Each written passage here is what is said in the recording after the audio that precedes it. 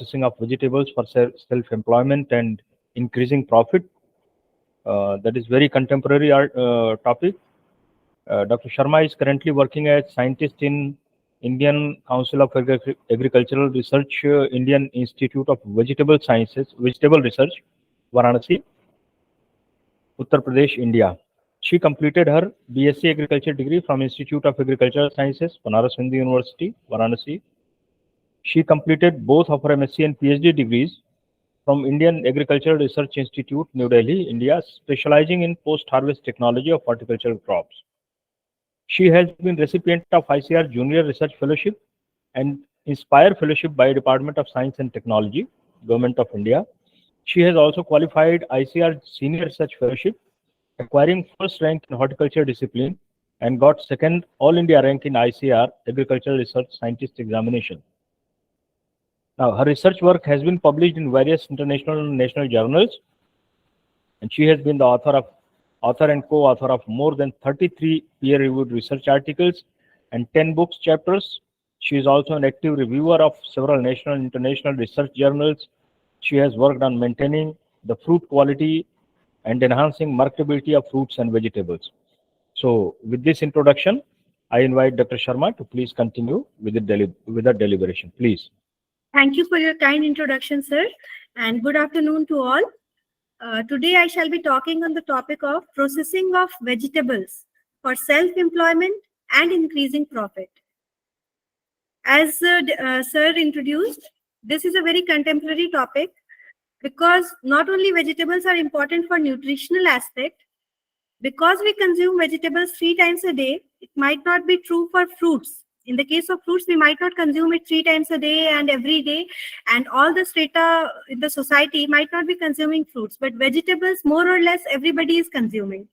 And it is a very important point for nutritional security.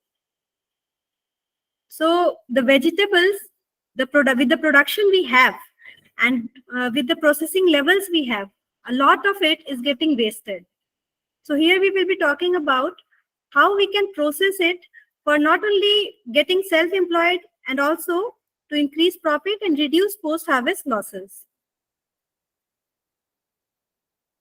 This is the current scenario, how we transport and package our fruits and vegetables, sitting upon them in sacks.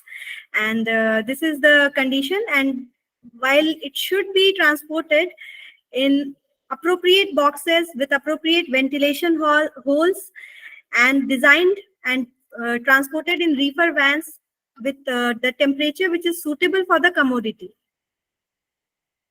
Looking at the horticultural statistics, we have seen that about 7.73 million tons production increase and 2.3% area increase was observed over last year.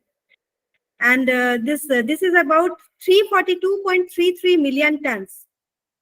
While fruits are estimated at 107.24 million tons, the vegetables, they record a whopping 204.84 million tons of production. This is not a small quantity to be managed easily. And if we see for important vegetables like tomato, onion, and potatoes, it is around 20.33, 31.27, and 53.39 million tons of production. So now we are producing that much, but are we able to use it? Several meetings and UN guidelines and many sustainable developmental goals have come up that we need to reduce our post-harvest losses. In Sustainable Development Goal 8, it has been said that we need to reduce our losses in post-harvest by at least 50% till 2030. And we know that 2030 is not far away. If we see this data, FAO estimated that approximately 33% of all the food produced worldwide is lost. And this 33% of all the food produced is equivalent to about 1.3 billion tons of food. With the amount of undernutrition and hunger the whole world faces, can we really afford to lose 1.3 billion tons of food? This is a very glaring question in our face, because not only the hard work, but resources, time, labor, land, water, all of these are precious. And after using so much of resource, we got the food, and that food, 1/3 of it is wasted. In this 33%, if we categorize, about 45% of the loss is corresponding to fruit and vegetable. The major causes of which, in comparison to grain, are mostly moisture content and increased metabolic rates, respiration and transpiration in fruits and vegetables, the texture, soft texture of fruits and vegetables, and the very high moisture content in them. In a study, it was seen that all food losses summed up to the annual financial loss of about 750 billion US dollars. In our country, Ministry of Food Processing Industries has estimated the losses to the tune of 21 million tons of vegetables per year. 21 million tons. It's a big number. When it was converted in terms of monetary losses, it was seen that it amounts to about 1 lakh rupees crore, 1 lakh crore. This is mainly due to increased production. Increased production due to, particularly in the main season of crop, it is resulting in glut, and the growers have to opt for sale at below remunerative prices. At the same time, we have an opportunity amongst us because the demand for processed products is continually rising due to the busy schedule, increasing per capita income, and the need for convenience products.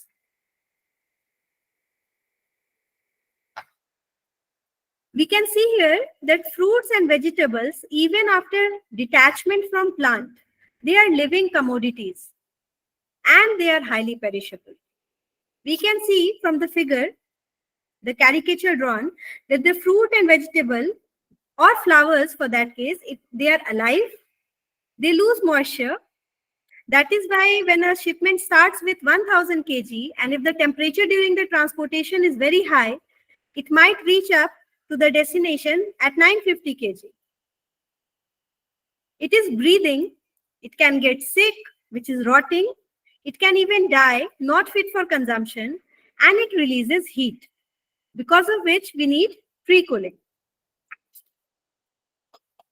If we have to quantify the major reasons for post-harvest losses in India, they will be improper harvesting, handling, and post-harvest management, the lack of proper cold storage facilities, because the cold storage facilities, we cannot put all the fruits and vegetables in the same room.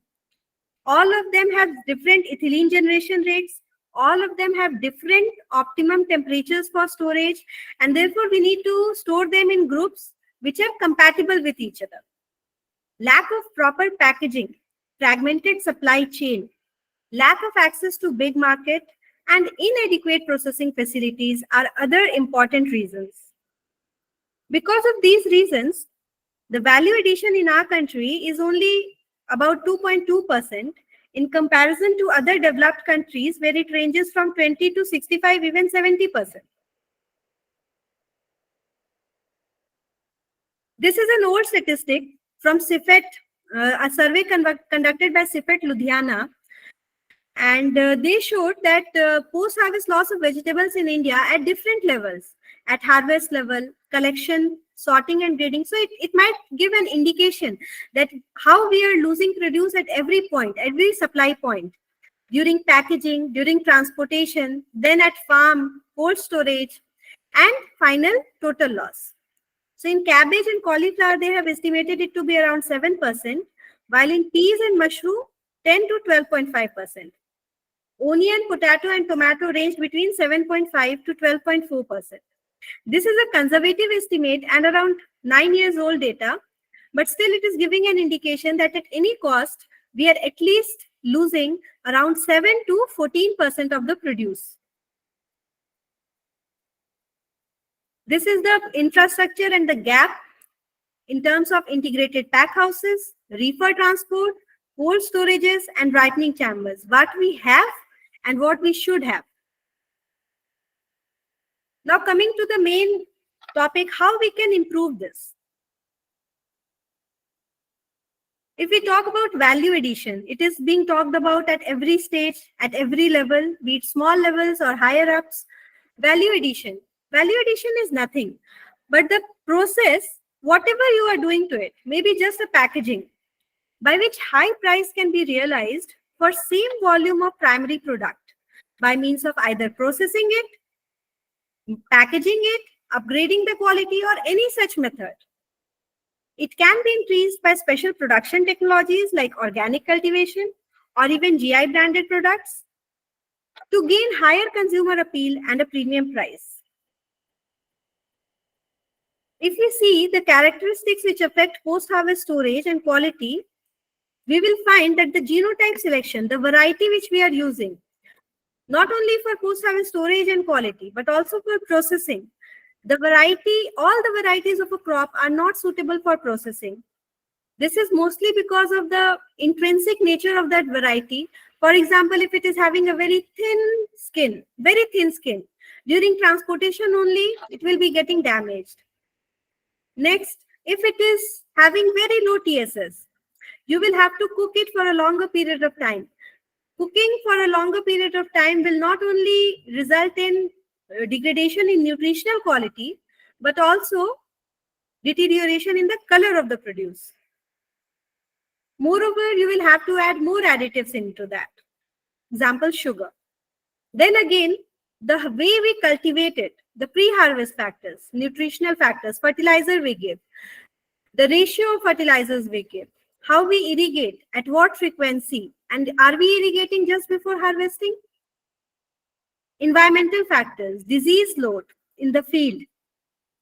Then post-harvest handling conditions, the harvesting, the field heat removal by pre-cooling or the absence of it, the handling procedures, the curing, transportation, the stage at which the fruits or vegetables were harvested. Then after harvest, the temperature, the relative humidity, and the atmospheric composition we can store the produce at.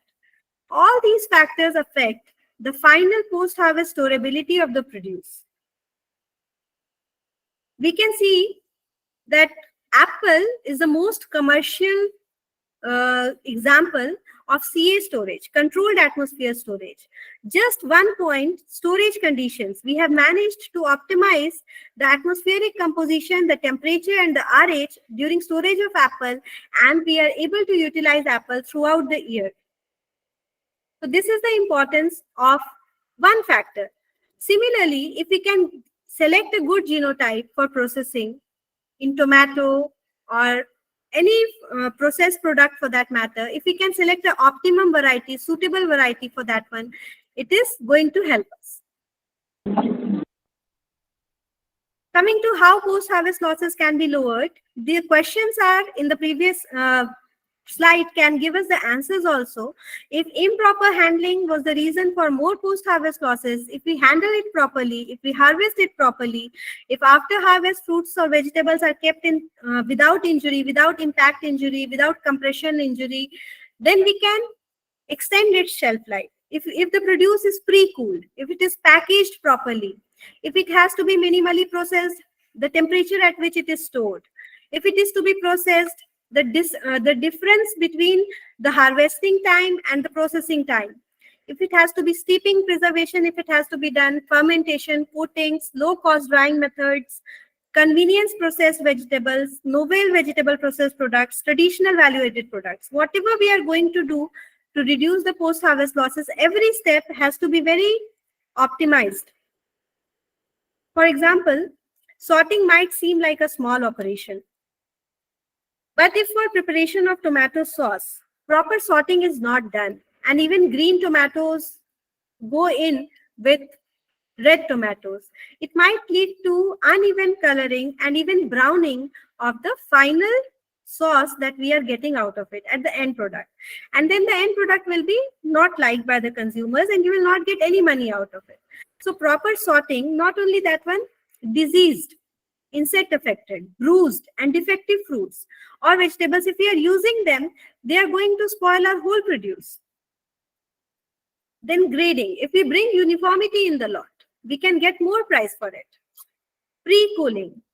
If we are harvesting the produce and we have to process it, but we can't process it immediately. In practical situations, it is not like we are harvesting today and today itself the processing starts. It might take 1 day or 2 days. In these 2 days, shelf life of the produce, firmness of the produce, the nutritional quality of the produce degrades a lot. So if we want to buy that time, we can do pre-cooling. And this pre-cooling will help us to stabilize the produce, thus increasing our product quality at the end stage. Packaging. It is not merely to contain the produce. Containment is obviously an important function of packaging. Containment is a necessary function, but at the same time, the convenience to carry the produce, the protection it confers to produce, the preservation qualities, the communication, the marketing about the produce inside, the attractiveness, the safety, and the cost effectiveness, everything adds to the value of the produce. These days, new kind of packaging, active and intelligent packaging materials have come up. These help to indicate the status of the packaged food inside the packaging material on the surface for increased information to the consumer.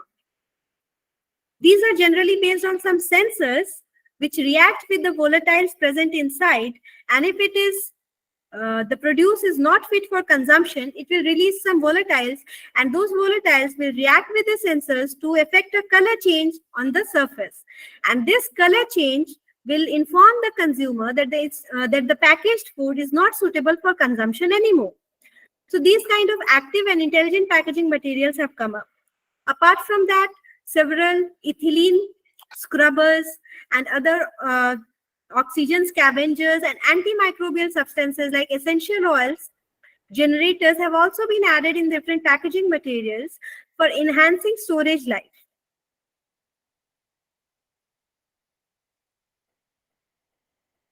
Just to indicate the packaging specifications of some of the vegetables which we need to do for export markets. I've given this slide to give you a glimpse of how packaging is important, not only to contain the produce, but how it has been specified to send the produce for export market. Packaging has a very important role in not only deciding the shelf life of the produce, but also how the produce is perceived by the consumer. We can see here that if we want to export green chilies or okra in direct bulk pack capacity of 5 kgs, we need CFB with external dimensions of 40 into 30 into 18 centimeter, 3 plies. Bursting strength of board is also specified at 11 kg per centimeter square.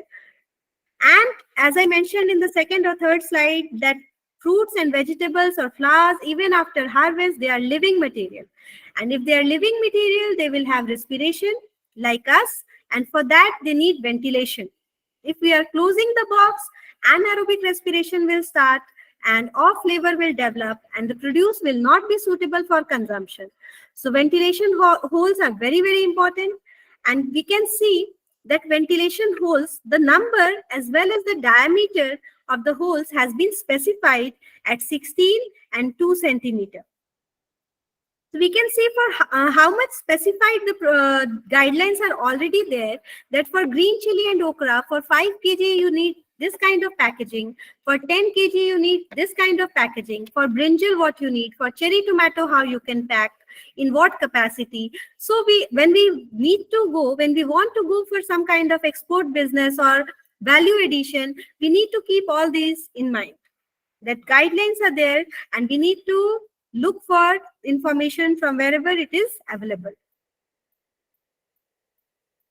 These days, minimal processing has also come up, and we see in supermarkets that carrot or sometimes beans or this one cauliflower, they are available in fresh cut form.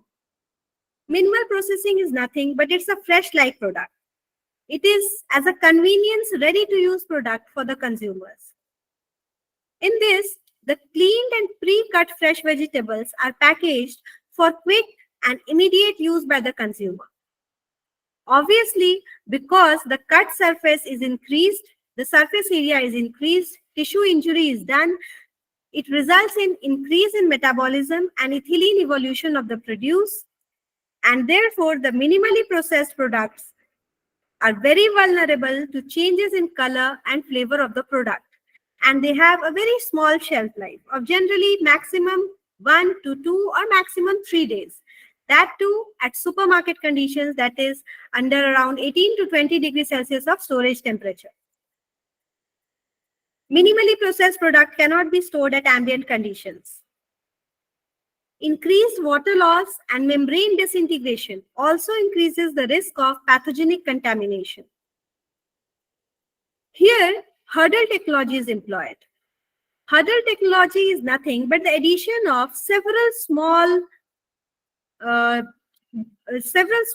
hurdles like high temperature treatment or low temperature treatment, high acidity, oil preservation, sugar content, and use of preservatives such as salt, etc., together to increase the shelf stability of food product. For value addition, you can also go to processing. Processing gives you the very big advantage of not only reduction in the space required for storage of the produce, because if there are 100 kg of tomatoes or green chilies, you need a big room to store that one and an optimum temperature for storage. Still, there will be a limit to the number of days it can be stored at the addition of refrigeration cost. However, if we process the same 100 kg of green chilies to powder form, it can be stored for a much longer period, around 6 months to 7 months, at ambient storage conditions and in a much shelf-stable form. Not only we are reducing the space required, not only we are doing away with the need for refrigeration, but also we are getting a shelf-stable product, which can be marketed and stored for at least 6 months. Now, green chili powder is a novel product for which IIVR has also been granted patent, and it has been developed at IIVR. It is an important source. Green chilies, as we know, that we all like to use green chilies in our food in comparison to red chilies. Green chilies are having a higher content of vitamin C and capsaicinoids for pungency. And we have been able to maintain the green color of the green chili powder along with a slight reduction in vitamin C and little capsaicin content.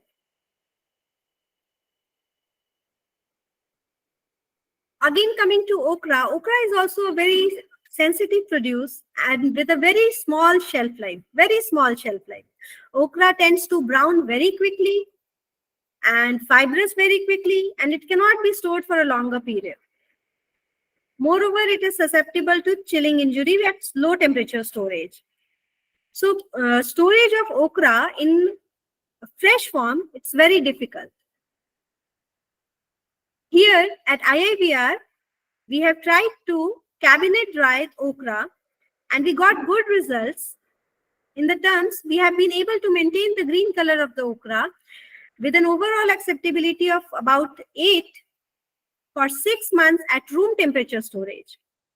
The final moisture content in the dried okra is less than 2% and vitamin C content is around 6 to 8 mg. As we know that okra is a very good source of fiber and it helps to stabilize the blood sugar. The dried okra can be used directly to make vegetable curry. So it is not only giving you convenience, but it is also helping you to have a shelf-stable product and at minimal cost because we have been using cabinet dryer for drying procedures. Another novel processed product which we have developed here at IIVR is bitter gourd chips. Bitter gourd in our Indian medicinal systems in Ayurveda is having a very immense importance as a storehouse of medicinal values. It is not only rich in vitamins and minerals, but also it is showing anti-diabetic effects, which is very important in the current times because India, as we know, is heading and has already become, in fact, the diabetes capital of the world. In this time, while we are an ardent eater of potato chips, maybe we can shift now towards bitter gourd chips. The final moisture content of the bitter gourd chips developed at IIVR is around 2 to 2.5%, with a 20 to 27.0 milligram per 100 gram of vitamin C content. It is a crispy snack with a shelf life of about 6 months at ambient storage temperatures. Cauliflower is a much liked winter vegetable. We all like cauliflower. And if we go into Amazon sometime, we will see that cauliflower powder and dried cauliflower florets are already available on Amazon at a much higher prices. Around 200 gram is available for 400 rupees or 300 gram for 500 rupees. It's like that, about at least 1 gram, 1 rupees ratio. Cauliflower, in many times we read in newspaper that it has been plowed by the farmers back to the field. Such a good crop, such a nutritious crop, and it is being plowed back. To overcome that problem, we tried low-cost method for drying cauliflower. And we saw the dried cauliflower pieces, if we dry them to around 2.5 to 2% final moisture content, it will retain about 16 to 18 milligram per 100 gram of vitamin C content. And packaged cauliflower pieces will remain acceptable for 6 months during low temperature storage with a very good rehydration ratio. Dehydration ratio of about 3.5 to 4 was observed in this cauliflower, and the florets regained their fresh-like form after rehydration. The dried cauliflower florets can be utilized in vegetable-based curry and instant soup. Even the powder of dried cauliflower can be used as a thickener in many food products, instant food products, or in many other food products as well. Similarly, for cabbage also, we have seen many times that cabbage is also thrown away at minimal prices and we are not able to store it, and because of bumper production and all. And as we know that cabbage leaves, cabbage belonging to crucifery family is a very good source of bioactive health promoting factors such as antioxidants, phytochemicals, and dietary fibers. If the cabbage leaves are blanched well and dried in cabinet dryer, we can store them to 6 months also.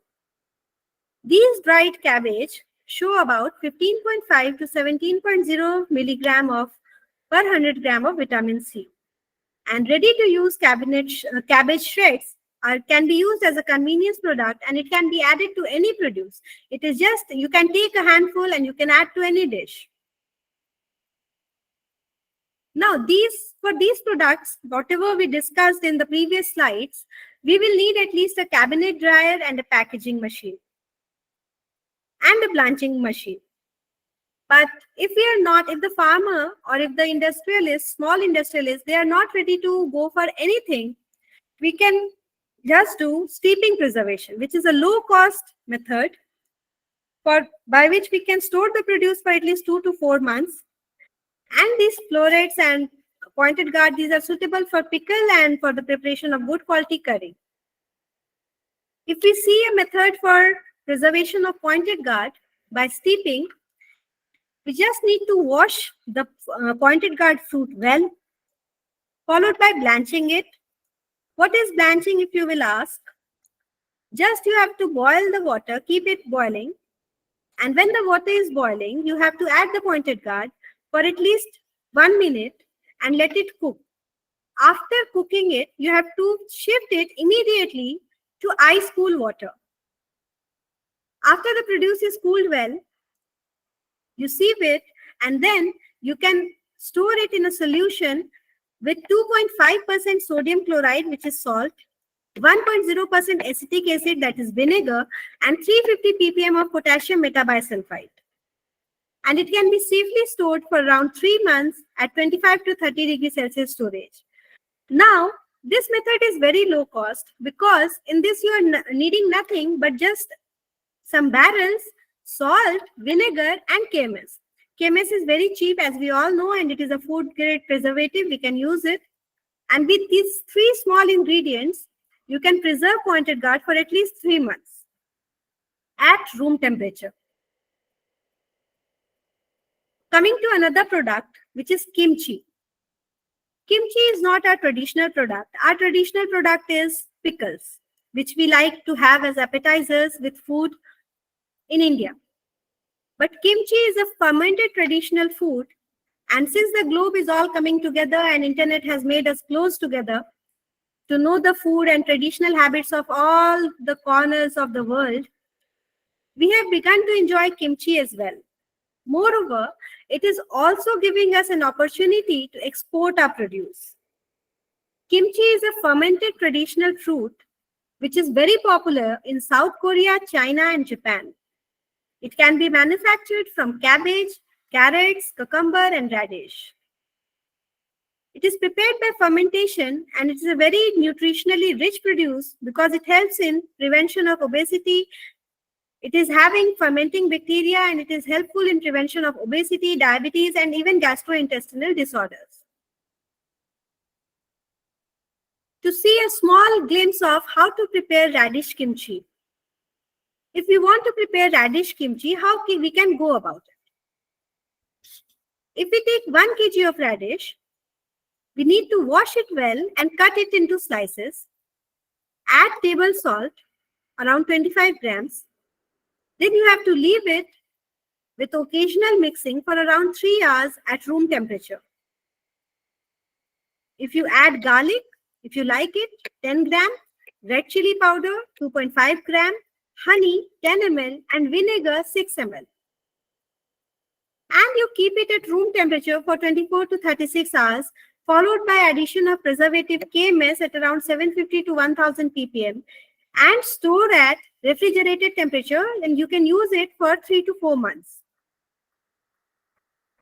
Now, I always say that before going at a bigger scale, we need to manufacture and learn the procedure and do it ourselves 4, 5, 6 times at home scale, at small scale levels. And we need to eat that produce. We need to gift that produce if we want to go into business. That way, we are not only gaining knowledge and learning with each time, but we also, when we want to scale up, we will have ideas on how to not go wrong. Because at first step, it might seem like everything is very easy, but when we go for it at larger scale, there should not be mistakes. Now, pickle we are all familiar with. In all over India, there are different methods of preparing pickles, mixed vegetable pickles, cauliflower pickle, pea pickles. Everywhere we have our different recipes, different oils are used. Somewhere it's cooked, somewhere it's dehydrated, and then all the spices are added. We all have different recipes for pickle. And we know that pickle business is also booming and we can make much money from it, and it is having a very good shelf life, as well as nutritional and health benefits. The supply of probiotics, gut-friendly bacteria, essential vitamins, minerals, improving digestion, effective control of ulcers, and improvement of hemoglobin level. Now, when we talk of processing, we have to talk about potato. Because potato is a globally consumed food crop, following only after rice, wheat, and maize. It is not only an important source of carbohydrates in diet, but also nutrients like minerals, proteins, vitamins, phenolics, and dietary fiber. It is not that it is very rich in vitamins, but the amount that we are consuming. Due to the high daily consumption, potatoes contribute the 3rd highest total phenolic content to diet among fruits and vegetables, which is listed after only orange and apple. So we can see the importance of potatoes. Now, if we want to go for processing of potatoes, we should bear in mind that the temperature at which, apart from selection of variety, it is also very important, because if you select a wrong variety and you go into potato business, all your final produce will get browning. And because of browning, it will not be acceptable to the consumers. So we need to go for a variety which is suitable, as it will not turn brown. The main causes of browning will be the enzymatic actions of PPO and POD, phenolics content. And if these enzymes are intrinsically lower in the varieties, then only you can go for, or you should go for, the processing of those varieties.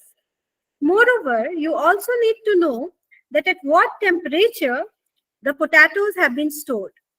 Because if the produce has been stored at a very low temperature, it will not be suitable for processing because of conversion of starch to sugar. And this sugar will again, as I told, they will turn dark colored, bitter and undesirable chips. So we need to take those potatoes which have been cold stored at around 10 to 12 degrees Celsius. Onion is again very important, and India average consumption of onion is estimated at 1.5 million tons every month. And we all know that the Rabi season is the main contributor with around 60%. Now, the storage life of onion depends on the season, the variety, the bulb dormancy, nutrition, irrigation management, pest and disease indication incidents, and pre and post harvest management practices, and the storage environment. Prices rise if stored Rabi stocks are less and Kharif onion has yet not reached the markets. So, we have seen that these days onion paste is also available in the market. Even minimally processed onion is available in the market. Directly you can go to supermarket, buy a minimally processed onion packet and add to your vegetables, mixed vegetable or whatever curry you are cooking. So if we see, if we want to prevent weight loss, appearance loss, flavor loss, saleable weight loss, nutritional quality loss, we can go for processing and value-added products. Again, rotting, sprouting can be inhibited completely. Supply in off-season, glut avoidance, burdening the storage infrastructure with a lot of load and resulting in higher escalation of refrigeration cost can be put off. Moreover, sometimes if the quality is proper, means if the biochemical parameters like TSS, then phenolics and antioxidant capacity, if these are okay, then we can also use the unmarketable lower sized fruits also. Because it is, in the case of tomato, the TSS is important for processing. If the size is small also, it is okay, fine. We can use it. Even it may happen that in the fresh market, it will not get that much price, but we can use it for processing. But the TSS should be okay. Now, in case of onion and potato, we are at least around 7% of the total production is getting processed. While in the rest of vegetables, as we told, it is around 2.2%. There are several kinds of value-added products which we can make from these potato, onion, tomatoes. I have just given few, very few: chips, finger fries, minimally processed onion, onion paste, dehydrated flakes of onion, tomato powder, onion powder, potato powder, soup, tomato paste, puree, soup, ketchup, whatever. There are n number of products, value-added products, which you can go for in value addition of vegetables. These are some of the processing machines. Just for a glimpse, I have given onion peeling and slicing machine, then powder making machine, low-cost machines, which you can get with the help of your farmer-producer organizations, small self-help groups, and PMFME program is there, and Prime Minister's formalization of micro food processing enterprises. And in that, you can get around 35% of the credit linked of the total cost of the project. And then paste making machine, paste and pouch filling machine. These are small scale industries. If you want to set up, you can just buy some of these machines which are required for your processed product development, and you can go for a small business. Now, if you see the industry requirements, you need to, because when you go for processing, you need to look at all the points from the starting to the end, so that it is not that when you get to point C, then you come to know that we don't have anything to how to do point D. Before going into processing, you need to know everything from supply to the end consumer, that at what points, what you have to do and how you have to store and what kind of things you will require. So if we look at the industry requirements for potato, what is important, if we look into it, the tuber shape. size, dry matter content, cold sweetening resistance, oil absorption, starch quality, all are important. Higher is the dry matter of the potato, the less is fat uptake. It not only increases chips yield but also gives it a crispy consistency. Then, high reducing sugars cause undesirable color and flavor change. Many a times, farmer takes their produce to the processing halls and it gets rejected from the entry point itself because when they check the potato, they find that it is containing high reducing sugars, maybe more than 1000 ppm, or it is having more enzymes, browning enzymes. And because of that, their end product can get spoiled. So they are rejecting that lot at the beginning itself. Now, if you see some of the varieties which have been considered to be suitable for chips production and for processing in potato, these are Kufri Chip Sona, Jyoti, Kufri Chandramukhi, Laukar, Surya, Hinsona, and Kufri Fry Sona. Again, with different products, they have given different kinds of parameters and their sizes. If we see dry matter percent, more than 20%, reducing sugar, less than 100, less than 150, eyes should be shallow, specific gravity more than 1.08, tuber size is varying. For French fries, you want longer potatoes. For chips, you want 45 to 80 mm. Flakes, you can have smaller as well. So these we have to keep in mind while selecting or while wanting to go for any processed product. Now, tomato is another important crop, very important crop for processing. We all like tomato sauce, puree, ketchup, and we use it daily in every curry. We use it. Children like to eat it. In fast food, it goes. And when we want to go for processing, what do we need to look for? The most important point in this matter will be total soluble solids. If total soluble solids are more than 4.5 degree breaks, the tomatoes will be more suitable for processing because the cooking time not only it will reduce, but the sugar added is less. Fruit weight, lycopene, the red colored, is very important again. Because if it is greater than 8.5 mg around per 100 gram, then the end product color will be redder. And uniform fruit set and ripening, all these are important because when you go for processing, you don't go for small quantities. You want to go for big units or small units, but you want a regular supply and you want more quantity that you are getting 100 kgs of fruit or 50 kgs of fruit. If you are putting a small scale industry at one time, it is not that I am getting 5 kg fruits today, 5 kg fruits tomorrow. It's not like that. You want uniform fruit set, uniform ripening, intense red color, thick pericarp. And some of the varieties from public sector which have been found to be suitable are Kashi Aman, Kashi Adarsh, Arka Vishesh, and Arka Apeksha. Now, possibilities are limitless in processing. You can take up any one product and you can start your business. For example, if you are going for sauce, here we can see that we have prepared yellow colored sauce, orange colored sauce, and the traditional red colored sauce, which we all know, from different genotypes of tomato. This will be a new novel product, and consumers, they are always looking for new in a food market, in a mall, in a supermarket. They want to taste the new product. So you can have more profit, higher profit from new products which have not been eaten by the consumer before.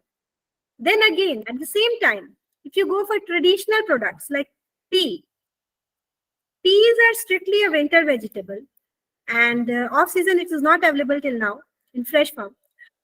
So, and everybody, I think almost 99% people like peas. Sweet peas, everybody is liking. And this business is already booming also. So if we can store the peas by individual quick freezing or by blast freezing, I have to tell you the method in short for this one, storing the peas. If you want to establish a small unit for peas, you just if you have 4,000 square feet of land, you have to check for the raw source first. And if you start with green peas, wash them with a bubbler. Industrial scale I am talking about. If you wash the peas, then extract the peas and again wash them. Then classify a separator using it. You remove the flakes, the flaky ones, the lightweight ones. After that, again washing and blanching it. Again, blanching is a very important operation in post-harvest processing. It not only helps to deactivate the enzymes, but also helps in retaining color and destroys the microorganisms which can spoil the produce later on. So blanching the green peas for about 3 to 4 minutes, then cooling them, removing the excess moisture, grading and packaging in food grade plastics, followed by blast freezing at -18 to -20 degrees Celsius, and storage like in -20 degrees Celsius can give you a shelf stable product which can be sold around the year at good profits. And you are not only reducing the post-harvest losses, but also are gaining profit. Now, these were the opportunities, the possibilities which we can have with food processing. I have not covered enough because it's a very, very big topic, and any one produce you can go into. And in that produce only you have to look and optimize your method, and with the consumers you have to see what the consumer is liking best. So you have to do many surveys and all, but just I have tried to contribute a small part of it. Now, looking at the constraints, which is also very important, because you have to know that what problems you might have to face on the road on which you plan to go. Lack of suitable varieties for processing. For example, you will not look for a raw material to be transported from far away. You have to establish the industry which will be nearer to your raw produce procurement, because if procuring raw material is itself costly, or the transportation you are doing from far away areas, it will lead to addition in your cost and escalation of the price of the final product. Also, the suitable varieties. Total soluble solids, for example, in tomato. If it is not above 4.5, if it is at 3.0 degree Brix, your final product is not going to be as good as it was, or if it is around 5 degree Brix. Your cooking time will be more. Your browning may increase. Also, because your cooking time is increasing, your cost is also increasing, and the quality of produce is degrading. So every small point will add. Then again, lack of low cost mechanization for different scale of industries. Small scale industries at home level is different, but if you want to go at industrial levels, and if the scale is always only fully automated or semi-automated, the cost will be around 30 to 40 lakhs basic cost. At least for investment, for first time investors, it will cost minimum 35 to 40, 50 lakhs. So we need low cost mechanization to promote people to come up for entrepreneurship development. Then again, cold chain, the development of distribution and marketing channels, the awareness to consumer, awareness for food laws and licensing procedures, the establishment of linkages between industry and farmers. All of these are important, because today in food processing sector, the unorganized sector is contributing around 75% of the employment, with around 25 lakh units. 75% of employment from 25 lakh units, small units, unorganized sector. If this unorganized sector is given impetus, it can work wonders. Now, some of the licenses required. For example, Food Safety and Standards Authority of India, it issues 3 types of licenses: registration, state license, and central license. It will be for turnover less than rupees 12 lakhs, petty food business operators. You can go to online food safety compliance system, and the minimal fees is required for this, only rupees 100 per year. You just need to register yourself.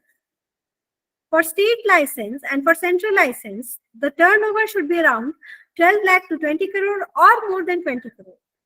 The fees, you can see it's around 2,000 to 5,000 per year or 7,500 plus 18% GST per year.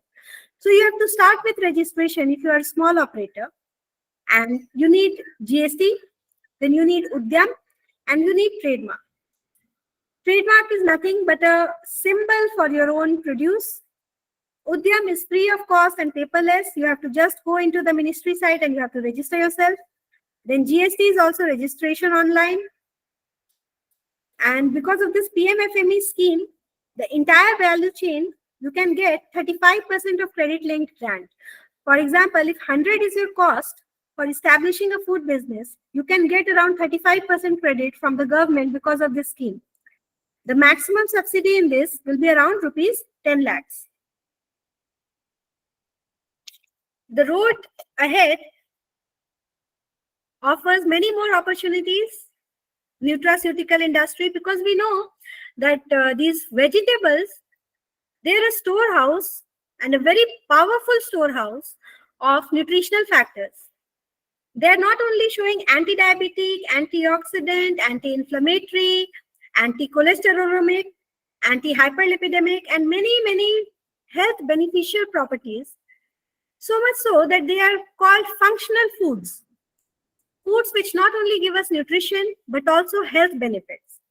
So the next step in future, nutraceutical industry, it is being used, it is being done presently also, but we can go for nutraceutical industry, ready to eat industry, minimally processed, cut fruit and vegetable industry, storability extension, and development of low cost vegetable processing machines. Thank you.